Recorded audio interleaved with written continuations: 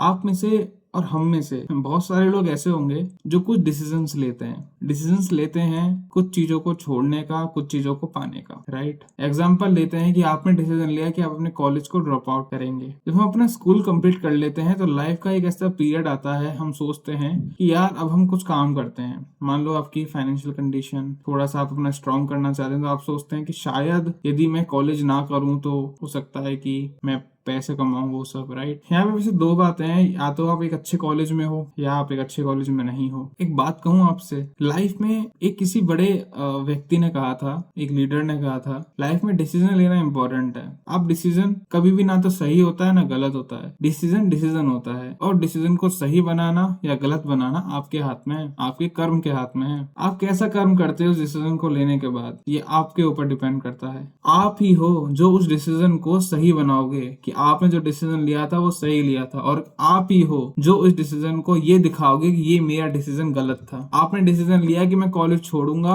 और अपने ऊपर काम करूंगा, मेरे दिमाग में एक आइडिया है, उस आइडिया के ऊपर काम करूंगा। आपने कॉलेज छोड़ा लेकिन आपने उस आइडिया के ऊपर काम ही नहीं किया, तो गलत कौन हुआ? गलत आप हुए। आपके गलत होने की वजह से, आपके गलत एक्शन लेने की वजह से आपका डिसीजन गलत हुआ। लेकिन यदि आप कॉलेज छोड़ते या नहीं भी छोड़ते लेकिन अपने आइडिया के ऊपर साइड बाय साइड भी काम करते, तो आपका वो डिसीजन सही होता, राइट। कॉलेज या वो सब तो खैर बातें हैं बस, बट इम्पोर्टेंट वो एक्शन है जो आपको करना है अपने लिए, अपने सेल्फ के लिए, राइट। सो डिसीजन सही या गलत नहीं होता, डिसीजन सही या गलत होगा वो फ्यूचर है, और वो सही गलत कैसे होगा वो आप करते हो। आपको ऐसे एक्शंस लेने हैं, ऐसे कर्म करने हैं जो आपके डिसीजन को सही बनाएंगे, या आपको ऐसे एक्शंस करने हैं या ऐसे एक्शन कुछ भी नहीं करोगे तो वो डिसीजन गलत होगा, राइट। तो ये एक बारीकी है जो आपको इस बारीकी को समझना है, हमको समझना है, आपको समझना है, ठीक है। Good luck.